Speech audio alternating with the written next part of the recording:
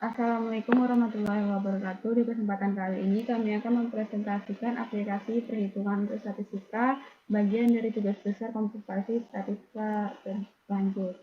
Sebelum daripada itu kami akan memperkenalkan terlebih dahulu saya Nur Cahaya Omega dengan NIM 16231044. Dan saya Lis Daryanti dengan NIM 16231030.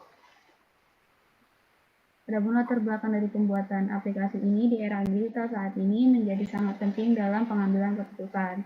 Tidak semua orang memiliki aplikasi statistika atau memahami pengetahuan statistik. Aplikasi statistika ini memungkinkan pengguna untuk mengunggah data dan melakukan analisis statistik tanpa memerlukan keterampilan teknis. Serta dapat menyajikan hasil analisis dalam bentuk tabel dan grafik dengan jelas. Lanjut ke tujuannya. Tujuannya ada 3. Yang pertama, mengembangkan aplikasi statistika dengan lebih sederhana. Terus itu yang kedua, untuk dapat pengalaman pengguna yang sederhana dan interaktif. Dan yang ketiga, menyediakan visualisasi yang informatif dan menarik. Lanjut, kita akan meminta kodingannya untuk penjelasan lebih lanjut. Oke, di sini package yang kita gunain ada 7. Yang pertama, sini untuk membuat aplikasinya. Terus itu sini times buat milih temanya. Terus itu DT di sini buat menampilkan tabelnya. Terus itu ggplot buat visualisasi data. Terus itu search buat analisis statistiknya. Terus itu stat buat statistik dasarnya, dan boot buat analisis bootstrapnya. Lanjut ke UI-nya. Di sini fluid page-nya ini buat kita bisa mendefinisikan antarmuka pengguna dengan layout yang responsif. Terus lanjut ke navbar page. Di sini buat memuat navigasi dengan beberapa tab. Tab panel yang kita pakai ada tab panel home. Tab panel home-nya ini buat nampilin informasi kelompok. Terus itu tab panel data buat unggah file datanya. Terus itu tab panel statistik deskriptif, tab panel visualisasi data, tab panel analisis regresi, tab panel analisis korelasi, tab panel covariance, dan tab panel uji hipotesis. Lanjut ke servernya. Servernya ini berfungsi sebagai tempat di mana semua logika aplikasi didefinisikan. Di input file ini kita bisa menangani semua kesalahan. Terus itu di situ kita bisa menghentikan kesalahannya, terus diperbaiki kesalahannya. Di situ lanjut ke bagian cetak datanya ini yang berfungsi untuk menghasilkan tabelnya yang diunggah tadi itu. Terus itu lanjut ke statistik deskriptifnya. Yang ini berfungsi untuk menampilkan ringkasan statistik deskriptifnya. Terus visualisasi data. Di sini tuh kita bisa memantau perubahannya. Terus itu kalau misalnya ada yang salah bisa langsung diganti. Terus bisa memperbarui pilihan juga. Terus itu lanjut ke histogram. Di histogram ini kita bisa menghasilkan histogram dari variabel yang dipilih tadi. Terus itu bar plot dan subset data. Di sini tuh buat kita bisa ngasilin bar plot berdasarkan variabel yang kita pilih tadi itu. Terus itu kita lanjut ke line plot sama block spotnya. Ini buat menghasilkan visualisasi datanya. Terus itu kita ke analisis regresinya. Ini buat membuat model regresi linear dan menampilkan ringkasan modelnya. Terus kita ke analisis korelasi. Di sini analisis korelasinya itu kita bisa menghitung sama menampilkan hasil analisis korelasi person antara dua variabel. Terus kita ke covariance. Di covariance ini kita bisa melakukan analisis covariance dan menampilkan hasilnya. Terus ke uji hipotesis. Di uji hipotesis ini kita bisa melakukan uji tes 1 sampel dan 2 sampel serta menampilkan hasil dan kesimpulannya. Dan yang terakhir kita jalanin aplikasinya pakai SiniApp, UI, dan server. Kita langsung saja ke datanya. Nanti datanya bisa pencet sini, nanti pilih datanya yang mana. Terus nanti bakal full entry di sini. Ini juga sesuai dengan kemauan 725 50 100.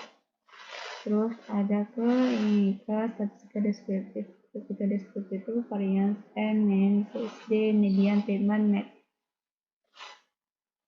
Itu bakal dimulai seperti itu. Terus kemudian visualisasi workflow di sini bisa ditunjukkan kalau pengeluaran per kapita 2024 itu lebih ke 12.000.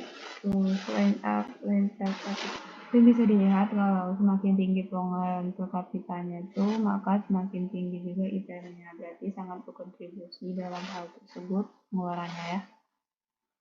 Terus ini ada perbedaan dua signifikan antara dua variabel, yaitu variabel UHH tahun 2022 dan 2023. Ini menunjukkan perbedaannya pada Kabupaten Banjarnegara. Terus histogram di sini terlihat kalau contohnya usia harapan hidup itu lebih condong ke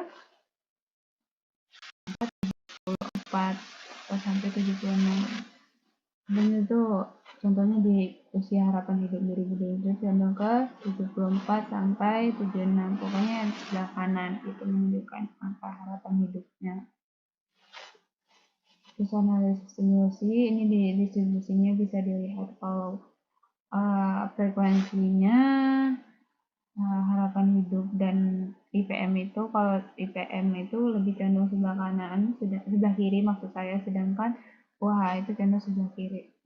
Starter plot itu masih bisa dilihat antara hubungan antara IPM dan UHH itu sampai R-square-nya itu 62. Yang scatter plot ini bisa dilihat kalau R-square-nya itu 0,62 atau sekitar 62%, yang berarti valid dalam usia harapan hidup itu dapat dijelaskan oleh perubahan dalam IPM.